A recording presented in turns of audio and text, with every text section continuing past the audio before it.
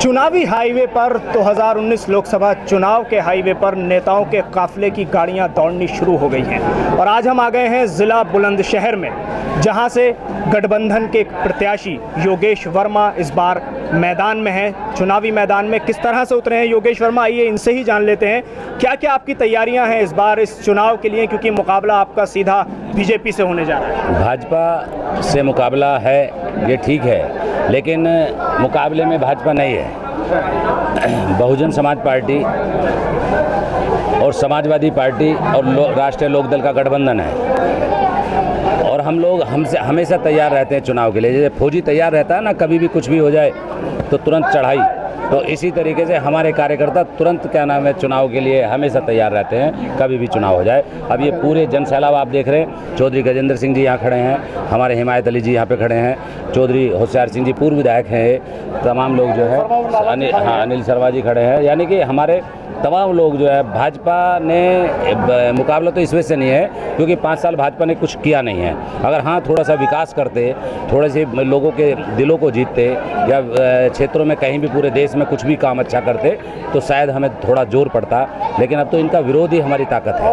योगेश वर्मा जी, हम सुबह से आपके काफिले की एक्टिविटीज़ और आपकी एक्टिविटीज़ भी देख रहे हैं। हमने चुनावी सभाओं में आपकी सबसे ज़्यादा जो है वो शेर सुने हैं, तो यहाँ से आप क्या सुनाना चाहेंगे? मैं तो यही कहूँगा कि कभी हवाओं के रथ पे दिखाई देते हैं, कभी खुद अपने आप में दिखाई देते हैं और चुने गए थे वतन के लिए वो हमेशा दूसरे मुल्कों में दिखाई देते हैं। ऐसे अब प्रधानमंत्री अपने देश का चाहते हैं, आदरणीय बहन कुमारी मायावती जी को चाहते हैं, क्योंकि यहाँ के जो प्रधानमंत्री बने थे उनका ये नहीं पता कि वो विदेशी थे, पता नहीं कहाँ के थे, क्या थे।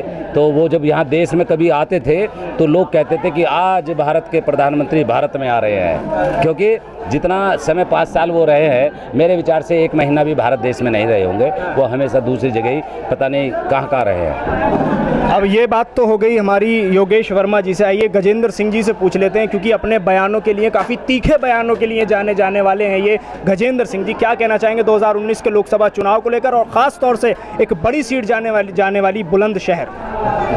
भैया यहाँ तो हम क्या कहेंगे, जनता कह रही है।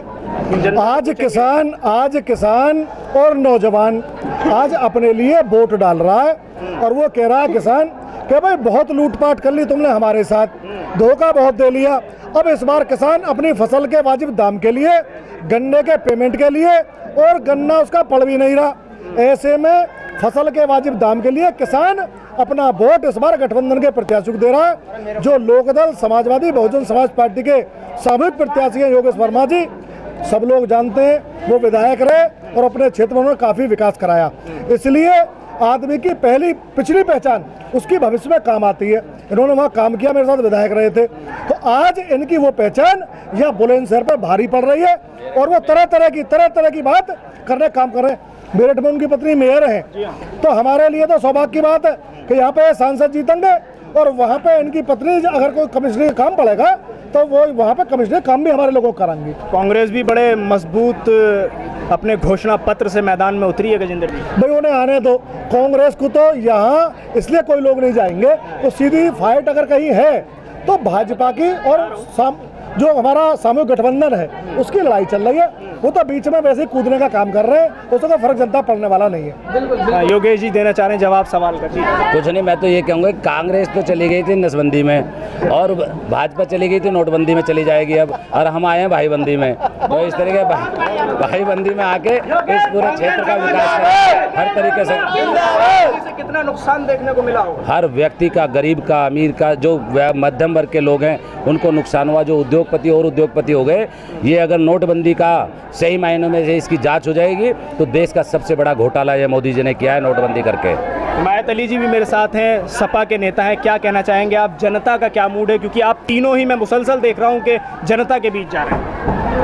देखिए, धर्मनिरपेक्षता को लोग पसंद कर रहे हैं, हम लोग उसी का प्रचार कर रहे हैं। भाजपा तो हम सब पूरे हिंदुस्तान में दंगे कराना चाहती है, झगड़े कराना चाहती है, और बसपा, सपा और लोकदल सबको भाईचारा कायम रखना चाहती है, हिंदू मुस्लिम को सबको यूनाइट रखना चाहती है। यही हमें कहना है भाई। ये यहाँ के 18 तारीख को इस क्षेत्र के भविष्य का फैसला ये जनता करेगी।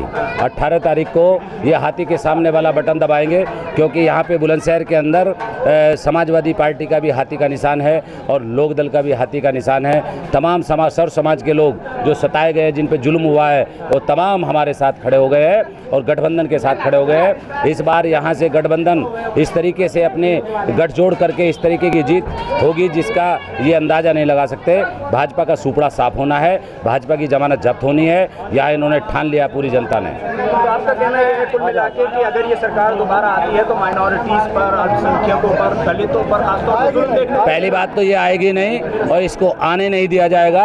भाजपा का तो सुपड़ा साफ करना है, कसम खा चुका है पूरे देश का जो किसान, नौजवान और मध्यम वर्ग के तभी सभी हिंदू और मुसलमानों में, ये हिंदू मुसलमानों में एक दहशतगर्दी फैलाते हैं, ये हिंदू और मुसलमानों में खाई खोदते हैं, बीच में भाईचारा ख़त्म करने की बात करते हैं। हम भाईचारा बनाने आए हैं, इन्होंने भाईचारा तोड़ा है।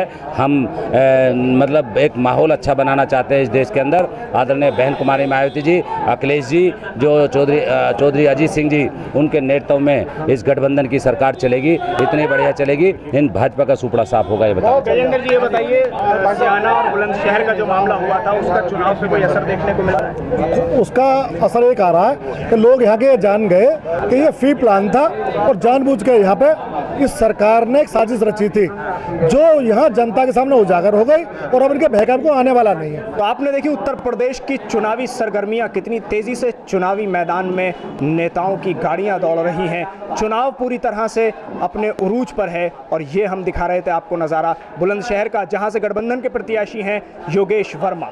तो दोस्तों, अब तुम्हारी बारी है। वो आपकी गली मोहल्लों में वोट मांगने आएंगे।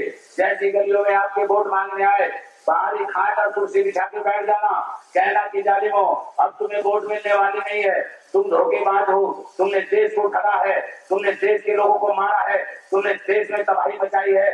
सबसे पहले अंदर जाने से पहले तुम पहले 15-15 लाख रुपए निकालो, उसके बाद अंदर जाना। उनसे कह देना, कभी हवाओं के रथ पे दिखाई देता है, कभी खुद अपने आप में दिखाई देता है और चुना गया था वतन के लिए, वो हमेशा दूसरे मुल्कों में दिखाई देता। ऐसे प्रधानमंत्री का क्या फायदा? कहता था कि मैं अच्छे दिन लेके आऊंगा और अच्छे दिन जब आएंगे सबको पता नहीं क्या क्या करूंगा, आसमान से चांद तारे तोड़ने की बात करते थे। लेकिन जो अपनी पत्नी के अच्छे दिन ला सका, जो अपनी बीवी के अच्छे दिन ला सका, वो आपके हमारे क्या अच्छे दिन लाएगा?